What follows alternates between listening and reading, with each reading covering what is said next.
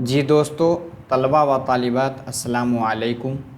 निज़ाम academy channel पे आप लोगों का खैर मक़दम है।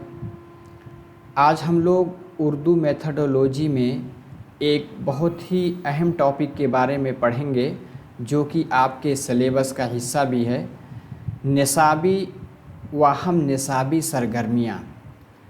इसमें बहुत सारी सरगर्मियाँ आती हैं, जैसा कि आप स्क्रीन पे देख सकते हैं।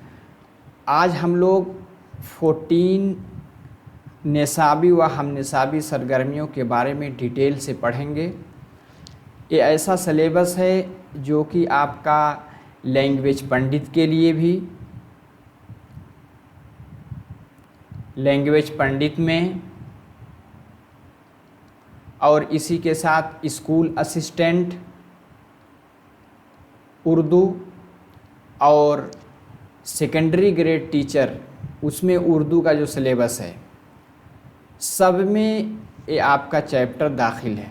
ठीक है, तो इसमें देखिए बज़्म अदब, बहस व मुबाहसा, अदबी मुकाबले, सक़ाफ़ती प्रोग्राम, खेल कूद, ड्रामा और एक्टिंग, मुशायरा, अदबी नुमाइश, खिताबत और खुशख्वानी, मजमुआ व मुरक्का, ड्राइंग और पेंटिंग, स्कूल और क्लास मैगज़ीन, बैतबाजी।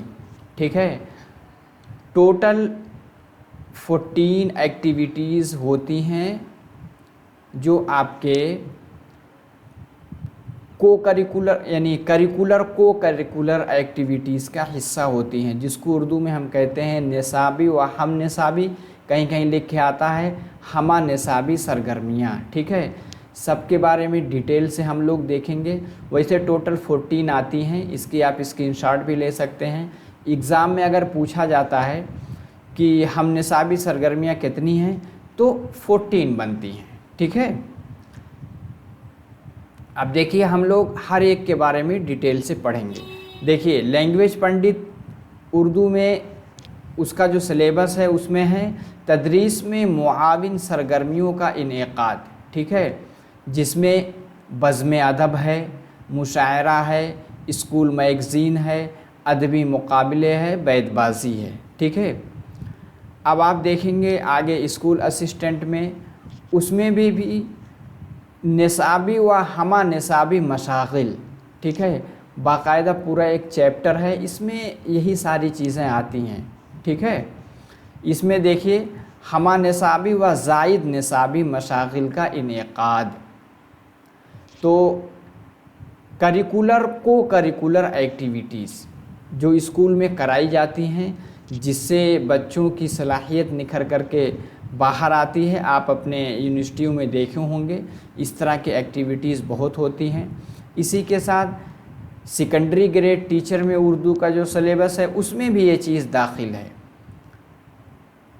उसमें में भी इन चीज़ों को दाखिल किया गया है। जैसे देखिए ये आपका 5वां चैप्टर है निसाबी व हम निसाबी सरगर्मियाँ।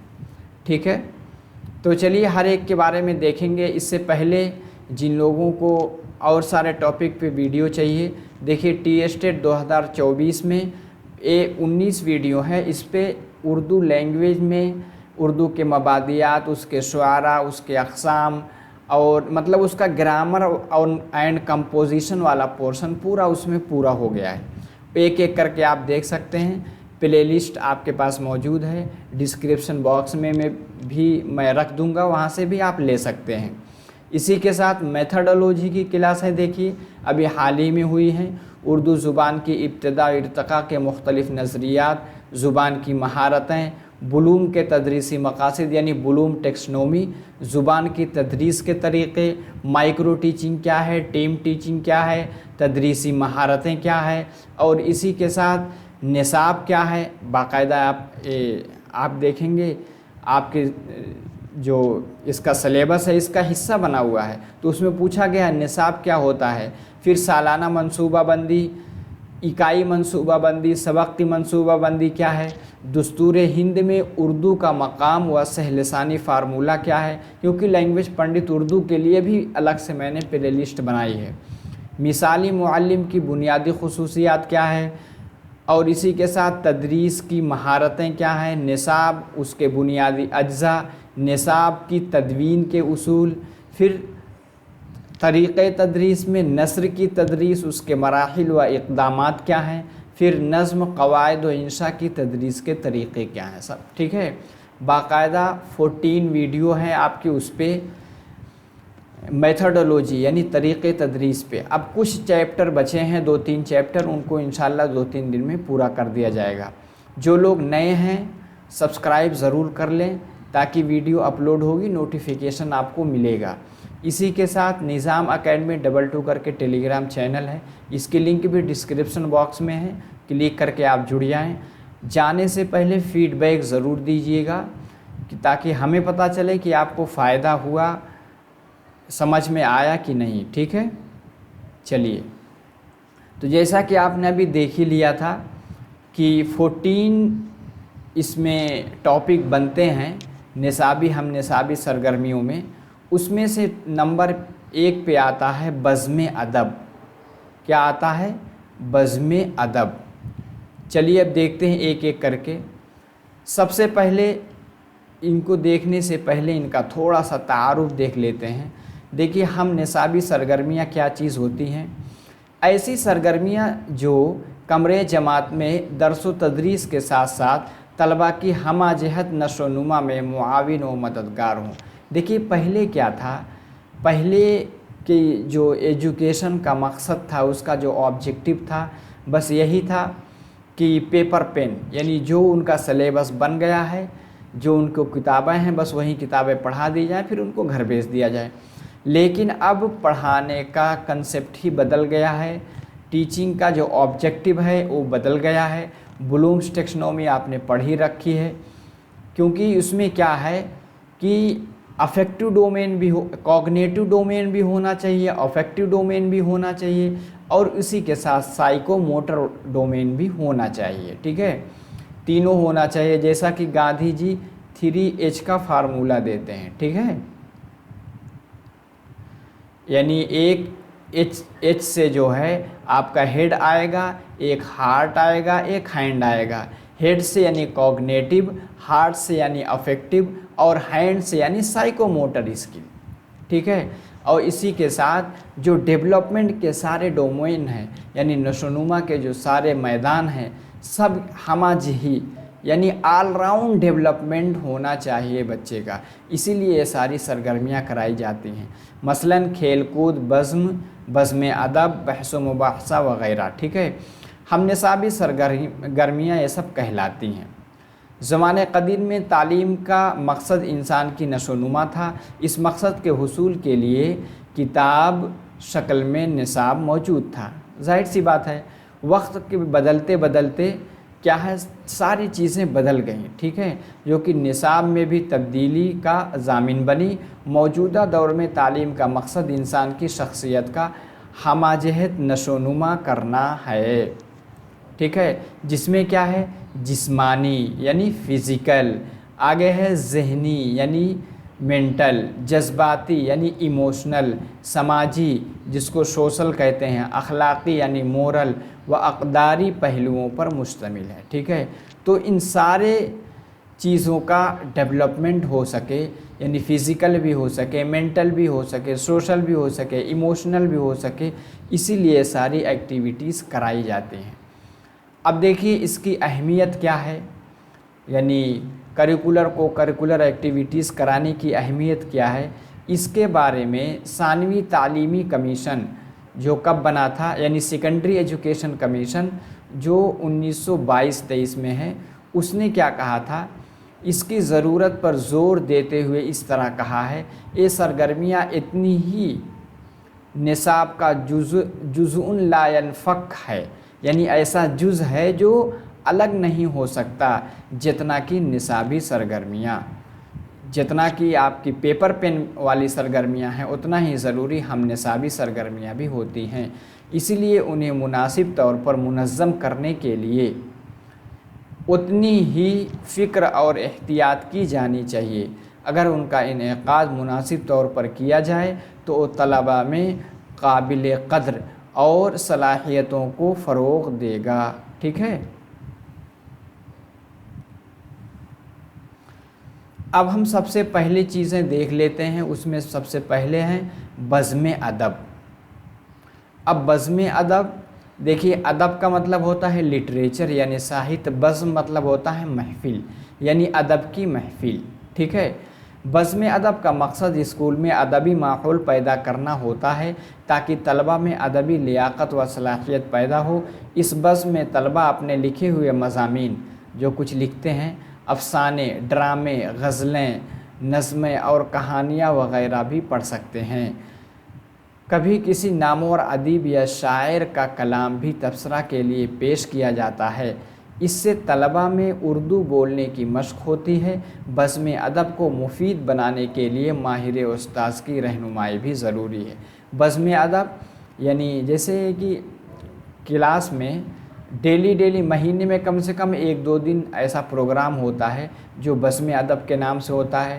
بچے کچھ تقریر، مقالے وغیرہ لکھ کر کے لے جاتے ہیں، اس میں پڑھتے ہیں، ٹیچر بیٹھ کر کے ان کی اصلاح کرتا ہے، ٹھیک ہے۔ یہ اچھا طریقہ ہے۔ ایک ہوتا ہے بحث و مباحثہ جس کو آپ ڈسکشن کہتے ہیں۔ دیکھیے بحث و مباحثہ بھی بہت اچھا طریقہ ہے۔ اس میں ایک ہی ٹیم بنا دی جاتی ہے اور ٹاپک دے دیا جاتا ہے، ٹھیک ہے۔ 2 طرف لوگ بیٹھتے ہیں، کوئی ٹاپک ہوتی ہے، کچھ لوگ اس کے اپوزیشن میں بولتے ہیں، کچھ لوگ اس کے فیور میں بولتے ہیں۔ یہ بھی زبان کو ڈیولپ کرنے کا یہ ہم نصابی سرگرمی بہت ہی مشہور و معروف ہے۔ آپ دیکھیں گے آج کل، اس سے پہلے بھی الیکشن کا جب دور ہوتا ہے تو کیا ہے، ٹی وی پر کسی بھی موضوع پر خوب زیادہ جو ہے بحث و مباحثہ ہوتی رہتی ہے۔ ایک آدمی اس کے پچھ میں بولے گا یعنی اس کے فیور میں، ایک اس کے اپوزٹ میں رہتا ہے، یہی بحث و مباحثہ ہے، ٹھیک ہے۔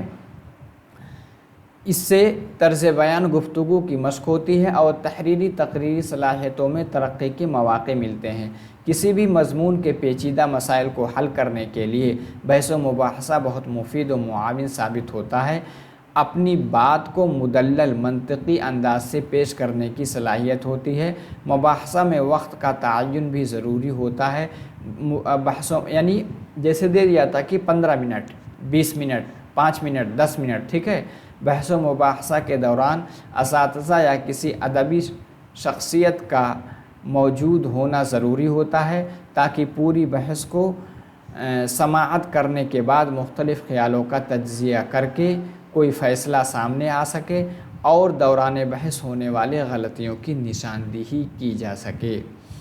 اس کے بعد آخر میں جو ہوگا غلطیوں کو نشاندہی کرائی جائے گی اور ایک جو کچھ رائے نکل کے آئے گی اس کا تجزیہ بھی کیا جائے گا۔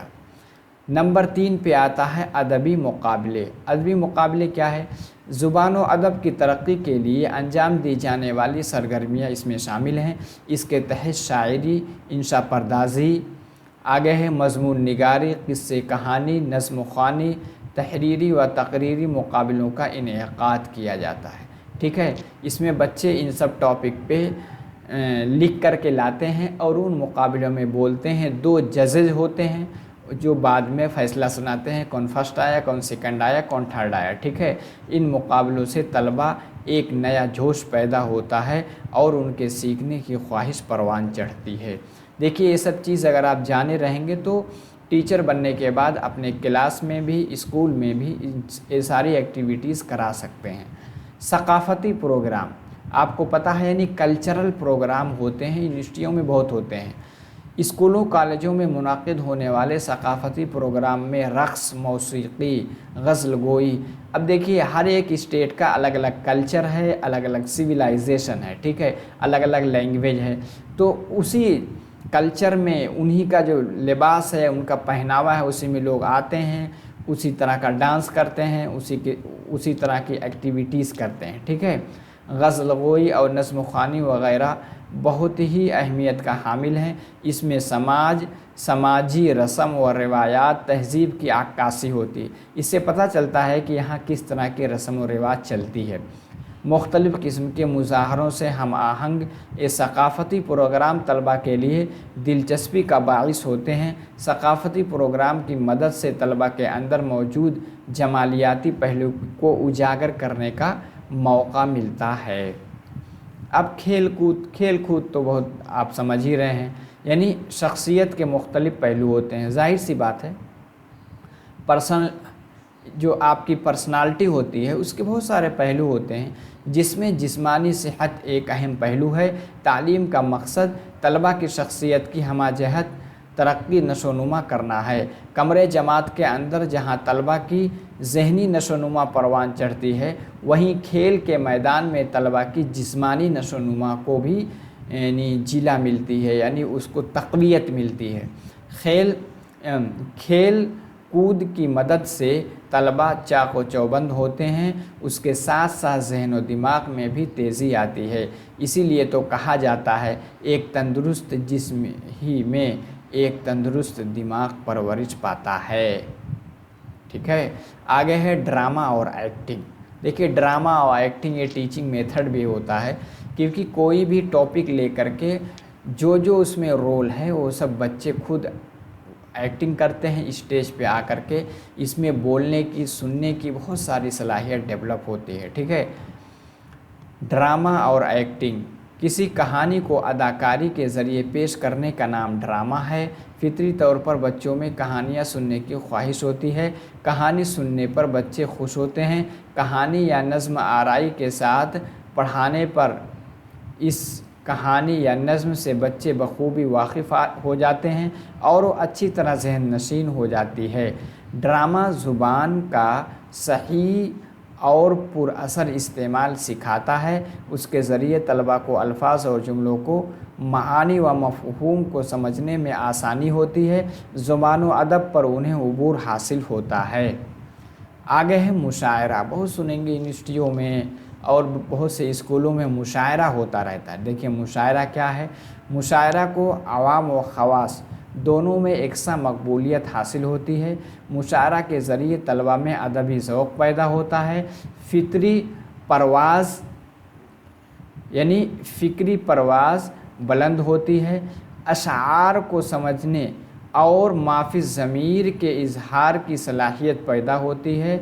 दुरुस्त लब व लहजा और सही तलफ़ुज़ से वाक़फ़ियत होती है। साथ ही साथ मुहावरे, तस्बीहात व इस्तिआरात का इस्तेमाल ज़ख़ीरे अल्फाज में इजाफ़ा होता है।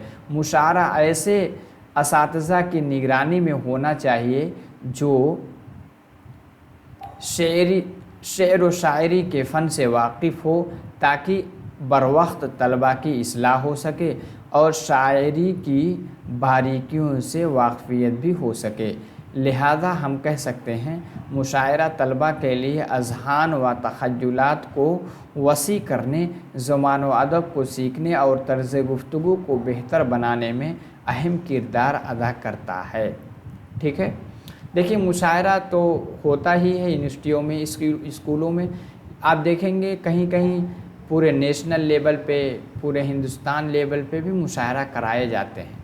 आम खास सभी लोग बैठते हैं, तो उसमें अच्छे अच्छे अशार से लुत्फ़ अंदोज़ होते हैं। ठीक है, एक होता है अदबी नुमाइश। आप देखेंगे अलग अलग जगह नुमाइश लगती है, अच्छी अच्छी किताबें मिलती हैं। नुमाइश के ज़रिए नुमाइशी अशिया के मुताल्लिक़ लोगों को मालूमात हासिल होती है। अदबी नुमाइश तलबा में किताबों से दिलचस्पी पैदा करता है। अदबी नुमाइश में किताबें, लुगात, जरीदे, कलमी नुस्खे, अखबारात व इल्मी व मालूमाती पोस्टर शामिल होती हैं। इन चीज़ों का मुशाहिदा करने से तलबा में अदबी ज़ौक़ पैदा होता है। आगे है खिताबत व खुशख्वानी। खिताबत व खुशख्वानी क्या है? कहा जाता है, जब तक इंसान बोलता नहीं उस वक्त तक उसके अंदर छिपी हुई सलाहियत का अंदाज़ा नहीं होता। ज़ाहिर सी बात है, क्लास में बच्चे पढ़ के निकल जाते हैं, लेकिन बोलने की कितनी सलाहियत है, क्या है, उनके माफ़ी ज़मीर को अदा करना, उनके हेजिटेशन को निकालना, ये स्कूल की ज़िम्मेदारी है। इसलिए खिताबत व खुशख्वानी के प्रोग्राम मुनाकिद होने चाहिए। ठीक है, आपको पता है, जैसा कि फ़ारसी में भी कहा जाता है कि तामर्द सखुन नगुफ़ तबाशद ऐब व हुनरश नखुफ़ तबाशद, यानी जब तक इंसान नहीं बोलता اس کے اندر کیا خوبی ہے، کیا اچھائی ہے، کیا برائی ہے، ساری چیزیں چھپی رہتی ہیں، ٹھیک ہے۔ تو خوشخوانی اور خطابت کے ذریعے اساتذہ کو طلباء کی صلاحیتوں اور دلچسپیوں کا علم ہوتا ہے۔ کوئی نظم، غزل، نعت یا کسی اور اصناف سخن سے خوشخوانی کی جاتی ہے۔ خوشخوانی کے علاوہ خطابت کے ذریعے بھی اندرونی صلاحیتوں کا اظہار ہوتا ہے۔ مضامین، مقالہ، نثریہ، ڈرامہ، ڈرائنگ پڑھنا خطابت میں شامل ہیں۔ خوشخوانی اور خطابت جہاں ایک طرف جھجک، شرم اور ڈر کا خاتمہ ہوتا ہے، وہیں دوسری طرف الفاظ کی درستگی اور ادائیگی کا طریقہ اور جملوں کے اتار چڑھاؤ سے واقفیت ہوتی ہے۔ آگے ہے بلیٹن بورڈ۔ آپ دیکھیں گے یونیورسٹیوں میں لگا رہتا ہے۔ یہ بورڈ اسکول میں ایسی جگہ آویزاں کیا جاتا ہے جہاں ہر ایک کی نظر پہنچتی ہے، جہاں سے ایک دم راستہ گزرتا وہیں بلیٹن بورڈ لگا دیا جاتا ہے۔ اخبارات ہر کوئی نہیں خرید سکتا اور ہر کسی کے پاس پورا اخبار مطالعہ کرنے کی فرصت بھی نہیں ہوتی، اس لیے اخبار سے منتخب خبریں، تحقیقاتی مضامین، ادبی مراسلات وغیرہ تراش کر اس بورڈ پر چسپاں کر دیا جاتا ہے تاکہ اخبارات کا مطالعہ نہ کرنے والے بھی معلومات سے بہرور ہو سکیں، یعنی اس کو جان سکیں۔ اس طرح اس بورڈ کے ذریعے کم وقت میں اہم اور معلوماتی خبریں، ادبی مضامین وغیرہ پڑھنے کا ہر کسی کو موقع فراہم ہو جاتا ہے۔ آگے ہے مجموعہ و مرقع۔ مرقع مطلب ہوتا ہے چھوٹی چھوٹی چیزوں کا مجموعہ، ٹھیک ہے۔ کتابوں سے، اساتذہ کی تقاریر سے، جرائد، میگزین وغیرہ سے پسندیدہ اشعار و نادر و نایاب نظمیں، غزلیں، قطعات، قصیدے وغیرہ کو جمع کرنے کا نام مجموعہ ہے، ٹھیک ہے۔ وہی چھوٹا چھوٹا ٹکڑا جو بھی اچھا لگا میگزین میں کہیں سے وہاں سے لا کر کے آپ نے جمع کیا۔ مضمون نویسی اور تقریر کے وقت طلباء کی یہ چیزیں بہت تقویت فراہم کرتی ہیں۔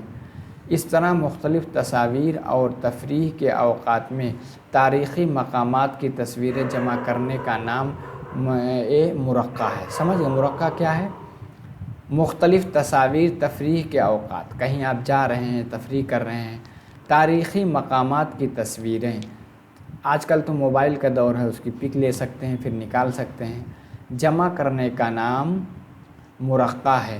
قدرتی مناظر کی تصویریں بھی انشاء پردازی کے وقت مددگار ثابت ہوتی ہیں۔ اب دیکھیے آگے ہے ڈرائنگ اور پینٹنگ۔ یہ بھی کو کریکولر ایکٹیویٹیز کا حصہ ہیں۔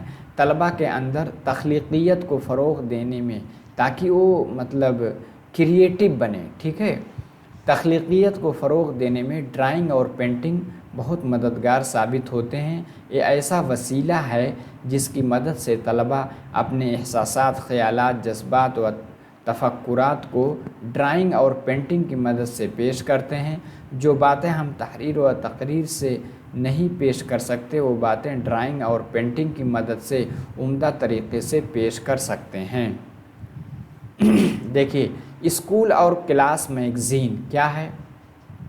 طلباء میں تحریری صلاحیت کو فروغ دینے اور ان میں تحریر سے وابستگی پیدا کرنے کے لیے اسکول اور کلاس میگزین بہت ہی اہمیت کے حامل ہیں۔ طلباء اپنی معلومات، فہم اور تجربات کو قرطاس و قلم، قرطاس کا مطلب ہوتا ہے کاغذ و قلم کی مدد سے دوسروں تک پہنچا سکتے ہیں۔ جب طلباء مختلف عنوانات پر مضامین لکھتے ہیں تو ان کے اندر انشاء پردازی کی صلاحیت پروان چڑھتی ہے۔ اس کے ساتھ ساتھ کسی بھی شے کو مختلف زاویوں سے پرکھنے کا رجحان پیدا ہوتا ہے۔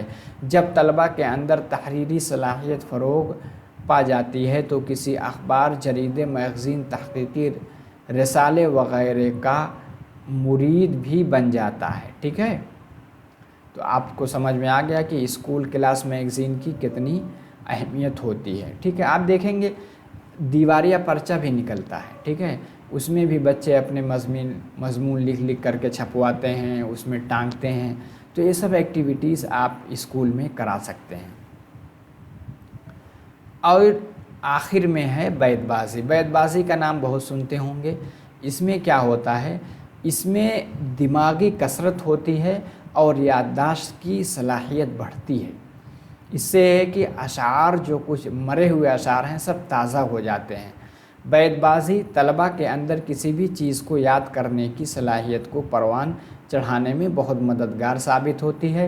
बैतबाजी एक ऐसा अदबी मुकाबला है जिसमें तलबा अशार सुनाते हैं। बैतबाजी के लिए तलबा को 2 गिरोह में तकसीम कर दिया जाता है। एक गिरोह किसी शेर को सुनाता है तो उस शेर के आखिरी हर्फ से शुरू होने वाला शेर दूसरा गिरोह सुनाता है। बैतबाजी से तलबा के ज़ख़ीरे अल्फाज में इजाफ़ा होता है, उसके साथ साथ क़ुव्वत याददाश्त भी परवान चढ़ती है। समझ रहे हैं, ये बहुत ही उम्दा तरीक़ा है। तो देखिए तकरीबन 14 जो ऐसे तरीक़े हैं किसके, हम निसाबी सरगर्मियों के, सब को मैंने इकट्ठा कर दिया। उम्मीद है कि इसको अगर सही से समझ गए होंगे तो इम्तिहान में भी काम आएगा, उसके साथ अपने क्लास में भी इसको आप इम्प्लीमेंट कर सकते हैं, इसका इनेकाद करा सकते हैं। जाते जाते फीडबैक ज़रूर देकर जाइए। नए हैं तो चैनल को सब्सक्राइब भी कर लीजिए। तो बस इंशाअल्लाह अगले क्लास में फिर मुलाकात होती है। अल्लाह हाफिज़।